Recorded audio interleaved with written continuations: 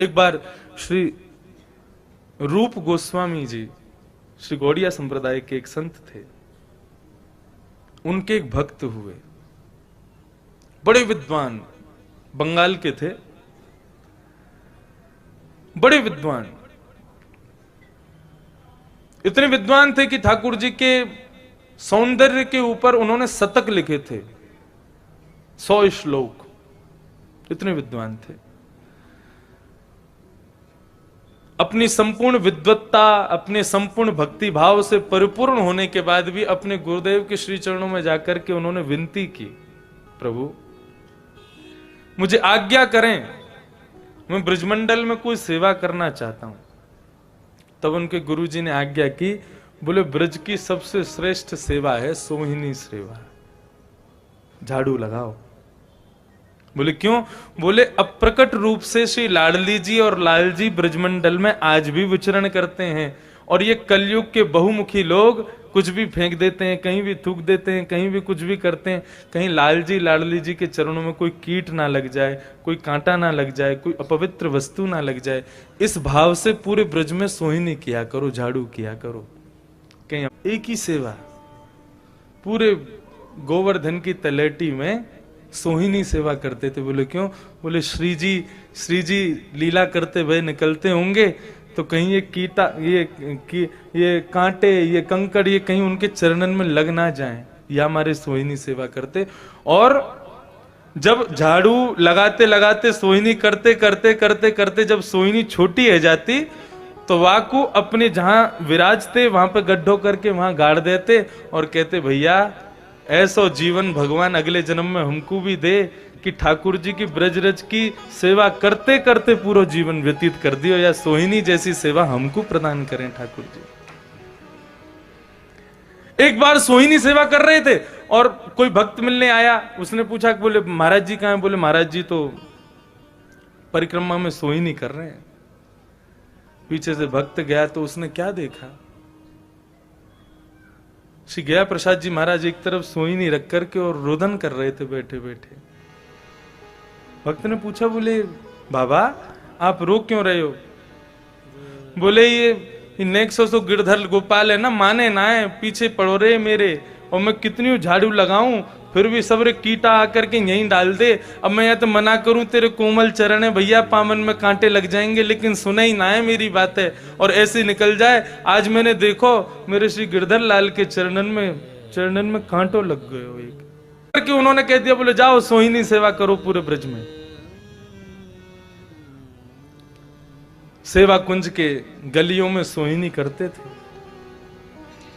और सोहिनी करते करते विचार करते थे, ठाकुर जी यही लीला करने आते हैं, लेकिन मुझ पर कब कृपा होगी। वर्षों बीत गए, अब तो इतना विचार करने लगे, बोले कुछ नहीं, स्वरूप का दर्शन करने की मेरी योग्यता नहीं हो तो कम से कम चरण चिन्हों के दर्शन हो जाए मुझको। वर्षों बीत गए सोहिनी करते करते, लेकिन ठाकुर जी का अनुभव नहीं हुआ। तो हमारे बंधुओं, ब्रज में 3 रानी, ब्रज रानी, राधा रानी, यमुना रानी, राधा रानी और श्री रज रानी, रज यानी कि वृंदावन की रज। यमुना जी में रोज स्नान करते ही थे, श्री राधा रानी का स्मरण करते ही थे, और रज की सोहिनी से सेवा करते ही थे। लेकिन आज उनके मन में भाव आया, बोले कि यदि मुझे ठकुरानी के ठाकुर के दर्शन कोई करा सकती है तो वो ये रज, क्योंकि यही उनको धारण करती है जब वो लीला करते हैं। रज को हाथ में लेकर के उसको देखते देखते रुदन करने लगे, नेत्रों से अश्रुपात होने लगा, और जब अश्रु बिंदु जाकर के रज से स्पर्श किया, बोले कि बहुत वर्ष हो गए, कुछ नहीं तो ठाकुर जी के चरण चिन्हों के दर्शन हो जाएं। आज भी ठाकुर जी लीला करते हैं, लेकिन प्रातःकाल होते ही संपूर्ण ब्रजरज ठाकुर जी के चरण चिन्हों को अपने में ही समा लेती है, ताकि किसी को दर्शन ना हो। इसीलिए ब्रज के जितने भी संत महानुभाव हैं वे ब्रज की रज को संगी रखते हैं। क्यों? क्योंकि उनमें चरण चिन्ह हैं। रोज ब्रजरज माथे से लगाएंगे, रोज उसको मुख पर धारण करेंगे, लेकिन वो किसी के सामने प्रकट नहीं करने देती, उसको अपने आप में विलीन कर लेती है। जब आज ब्रजरज ने देखा कि ये भक्त रुदन कर रहा है, आज रात्रि की लीला जैसी पूर्ण हुई, प्रातःकाल होती ब्रजरज ने चरण चिन्हों को आज वहां से अंतर ध्यान नहीं किया, वहीं पर अविराजित रखा। सुबह सुबह सोहिनी करने के लिए जैसे ही वो पधारे और उन्होंने सोहिनी करते हुए जैसे ही देखा तो वहां छोटे छोटे छोटे छोटे चरणार विंदों के दर्शन, चरणार विंदों में छोटे छोटे चिन्ह बने हुए हैं। बोले ये तो मेरे लाल जी के ही चरण हैं। मैंने कल भी बताया था, भगवान को एक ही वस्तु से पहचाना जा सकता है और वो है उनके चरण चिन्ह। आप रूप से नहीं पहचान पाओगे, आप वस्त्र से नहीं पहचान पाओगे, आप सुगंधी से नहीं पहचान पाओगे। आप यदि ठाकुर जी को पहचान सकते हो तो केवल चरण चिन्ह से, उनके चरणों से। लेकिन तभी उनकी दृष्टि पड़ी, ठाकुर जी के चरण चिन्हों के बगल में एक और चरण चिन्ह है, जिन चरण चिन्हों में से स्वर्ण की आकृति प्रकट हो रही है, स्वर्ण जैसा तेज प्रकट हो रहा है। वे समझ गए, बोले ये तो मेरे किशोरी जी के चरण हैं। चरणों में प्रणाम किया और सोहिनी करते करते करते करते इसी प्रकार ठाकुर जी के चरण चिन्हों का दर्शन करने लगे। आज किशोरी जी ने कृपा कर दी और रात्रि रास करते करते अपनी एक पैर की पाजेब छोड़ दी वहीं पर। बोले कल वो आएंगे तो उनको दर्शन तो भी हो जाएगा। अपनी निकुंज की लीला पूरी करके दोनों प्रिया प्रियतम वहां से अंतर ध्यान हो गए। प्रातःकाल का समय पुनः सोहिनी की फिर से चरण चिन्हों का दर्शन करते करते आज उनको ठाकुर श्री किशोरी जी की चरण की पाजेब मिल गई। और पाजेब किसकी बनी थी? इंद्र के हाथी के दांत की बनी हुई पाजेब, जो कि इंद्र ने श्री राधा रानी को मानो प्रदान की हो, उसकी पाजेब। जैसे ही उन्होंने देखा, देख करके उसको अपने अंक में भर लिया, अपने पास में विराजमान कर लिया। रात्रि निकुंज लीला जैसे ही प्रारंभ हुई तो ललिता और विशाखा ये सुनिश्चित करती हैं कि ठाकुर जी का और ठाकुरानी प्रिया प्रियतम का श्रृंगार परिपूर्ण तो है। जैसे ही दोनों श्रृंगार करके पधारे तो ललिता जी पूरे स्वरूप का दर्शन करने लगी। पूरे अंग का दर्शन करते करते जैसे ही चरणों को देखा तो किशोरी जी के एक चरण में पाजेब नहीं है। ललिता जी बोली, लाडली जी आपके चरण की पाजेब कहां गई? राधा रानी बोली, हमको नहीं पता कहां गई। बोले ऐसे कैसे नहीं पता? अरे वो इंद्र के हाथी के दांत की बनी हुई पाजेब है, वो साधारण पाजेब नहीं है, कहां चली गई? बोले अब लीला करते करते कहीं गिर गई होगी, मुझको स्मरण नहीं है। ललिता जी बोली, कहां गई थी कल आप? बोले कल बस वहीं सेवा कुंज की तरफ, वहां रात्रि में रास विहार कर रहे थे तो शायद है सके वहीं गिर गई हो। ललिता जी बोली, आप विराजो, आज लीला बाद में प्रारंभ होगी, पहले पाजेब आएगी आपकी। सो ललिता जी एक बूढ़ी अम्मा का रूप बना करके और सेवा कुंज की ओर गई। वहां पर सोहिनी सेवा से निवृत्त होकर के एक वृक्ष से सिर लगा करके भक्त बैठे हैं और बैठ करके श्री प्रिया प्रियतम का स्मरण कर रहे हैं। अभी नयो नयो ब्याह भयो है, अपनी बहू को लेके यहां से जा रहे हो, अब हमारी बेसबूरी बहू है, वाने अपनी पाजेब गिर दी यहां पे, आपको मिली का? वे कहने लगे, बोले पाजेब तो मिली है लेकिन आपकी बहू की है ये मुझे नहीं पता। बोले हाँ हमारी बहू की दिखाइयो। जैसे ही पाजेब दिखा, वो हाँ यही तो है, लाओ दे दो। बोले मैं क्यों दे दूं, मैंने आपको दे दी और फिर कोई आके बोला कि हमारी पाजेब थी तो बोले तो फिर कैसे दोगे? बोले आप एक काम करो, अपनी बहू को ले आओ यहाँ पे, वो बहू आ जाएगी, वाके चरण की दूसरी पाजेब। ठीक यही घटना श्री सूरदास जी के संग भी हुई थी, मैंने एक दिन कथा में बताई थी। श्री किशोरी जी अपने चरणों की रज से ही कृपा करती हैं, इसीलिए कहते हैं चरणन की रज पाऊं, किशोरी तेरे चरणन की रज पाऊं। ठाकुर जी के चरणार विंदों की महिमा क्या कहें। श्री जी आज भी सन्मुख नहीं देखते हैं, सदैव अपने चरणों में ही देखते हैं। वो जाकू ये चरण, नेत्र नीचे करने का भाव ठाकुर जी का यही है। सामने वाले व्यक्ति देख के कई लोगों को तो पता ही नहीं चलता कि ठाकुर जी के नेत्र हैं भी कि नहीं। नेत्र तो परिपूर्ण हैं, लेकिन वो नेत्र इस भांति धराए जाते हैं कि उनका ऊपर का भाग दिखता है।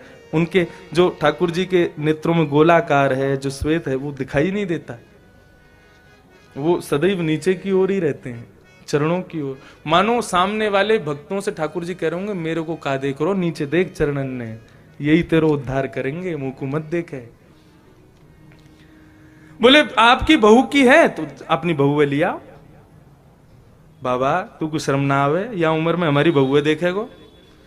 बोले बहुए कौन देख रहे हो, तुम्हारी बहू के चरणन को देख लेंगे। यदि यही पाजेब को दूसरों सेट वा के पास होगा तो हम पहना देंगे, हमें कहा आपत्ति, हम कहा करेंगे आप पाजेब को। ना ना बाबा तू पाजेब तो हमें देनी पड़ेगी। बोले मैं दूंगा नहीं। अरे भैया हम ब्रजवासी तो है नहीं, बाहर से आके ब्रज में बसे, कहीं हमसे अपराध हो गया, कोई ब्रजवासी ने हमको दंड दे दिया तो भाई प्रिया प्रियतम नाराज हो जाएंगे। ललता जी बोली ना दोगे। बोले बिल्कुल नहीं देंगे, दे देंगे लेकिन आपकी बहू को आना पड़ेगा। अब ललता जी तो बूढ़ी सी बन के गई, तो वापस गई किशोरी जी के पास जाके टेढ़ी नजर करके बोली हम सब समझते हैं तुम क्या लीला कर रही हो, तुम दर्शन देने की अभिलाषा में हो, तुमने जानबूझ के पाजेब छोड़ी है वहां पे, अब चलो दर्शन दो वाकु। सो किशोरी जी अपने मुखमंडल पर मानो जैसे घूंघट करके पधार रही हूं। एक पाजेब की झनकार जैसे जैसे उनके कर्ण रंध्र में पड़े वैसे वैसे मयूर नृत्य कर रहे हैं। जरूर किशोरी जी पधार रही है।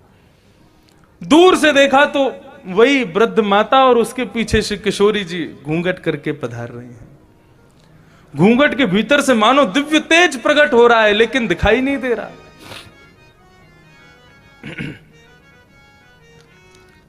जैसे ही उनके समकक्ष आकर खड़ी, बोले आ गई बाबा बहू, देख लो पाजेब देख लो और या को दूसरी चरणन की पाजेब हमको प्रदान कर दो। जैसे ही आई उन्होंने पाजेब दिखाई, बोले दूर खाई को खड़ी आपकी बहू, बहू तो कह दो ना यहाँ पास में आ जाए। अरे हम पे उन्हें कृपा कर दे ना, एक पाम ऊपर बढ़ा दे तो हम दूसरे पाम में पहना देंगे। बाबा तो शर्म ना आवे, हमारी बहू को स्पर्श करेगो। बोले अब देखो हम तो रहे ब्रजवासियों के दास, आप सब ब्रजवासी हैं, आप सबन को स्पर्श मिल जानो ही बहुत बड़ी बात है हमारे काजी। न कह दो ना कृपा कर दे, न समीप आ जाएंगे तो हम स्पर्श नहीं करेंगे, बस पाजेब पहना करके प्रणाम कर लेंगे बस। अब ललता जी तो बार बार रोके लेकिन किशोरी जी अपने आप ही आगे बढ़ गई और अपने अपने चरण को ले जा करके श्री उनके जो भक्त विराज रहे थे उनके ऐसे घुटने पर जाकर के विराजमान कर दिया। जैसे ही चरणों का दर्शन किया, चरणों के नखून मानो जैसे बिल्कुल उत्तुंग रक्त विलसन नख चक्रवाल, ऐसे सुंदर चरणार विंद श्री किशोरी जी के नेत्रों से अश्रुपात बहने लगे। जैसे ही चरणों में पाजेब पहनाई है, पाजेब पहना करके चरणों से ही प्रार्थना की आपकी आज्ञा हो तो मुखमंडल का दर्शन करूं। किशोरी जी बोली यदि हमारे मुखमंडल का दर्शन कर लिया तो नंद नंदन के मुख को देखने के लिए जीवित ही नहीं रहोगे तुम, इसलिए हम घूंघट करके आई हैं। आओ तुम्हें पहले नंद नंदन का दर्शन करा दें, उनका दर्शन करने के बाद फिर हम घूंघट ऊपर करेंगी, क्योंकि यदि अभी घूंघट हमने ऊपर कर दिया और अपना मुख दिखा दिया तो नंद नंदन का दर्शन ही नहीं कर पाओगे। मुखमंडल देख करके ही तुम परम पद मिल जाएगा तुमको। फिर उनको लेकर के श्री किशोरी जी गई हैं निकुंज में। निकुंज में सांवले सलोने पीताम्बरी पहने, कमल की माला गले में धारण किए हैं, वैजंती माला पहने हुए हैं, सिर पर मोर मुकुट धारण किए हैं, श्रीनाथ जी विराजमान हैं। जैसे ही जाकर के उनका दर्शन किया रोम रोम नृत्य करने लगा, चरणों में प्रणाम किया, समस्त अष्ट सखियों का दर्शन किया। सबका दर्शन करने के बाद में किशोरी जी बोली अब हम अपने मुख को दर्शन करा रहे हैं, सावधानी से बैठी हूं। जैसे जैसे जैसे जैसे घूंघट हुए वैसे वैसे मानो मानो रूप गोस्वामी वो जो भक्त थे उनके मानो वैसे वैसे प्राण ऊपर आ रहे हों। और जैसे ही समस्त मुखमंडल का दर्शन हुआ है और जैसे ही किशोरी जी ने नेत्र ऊपर करके उनकी ओर देखा है, तत्क्षण प्राणों का परित्याग कर दिया और दिव्य ज्योति निकल करके प्रिया प्रियतम के चरणों में विलीन हो गई।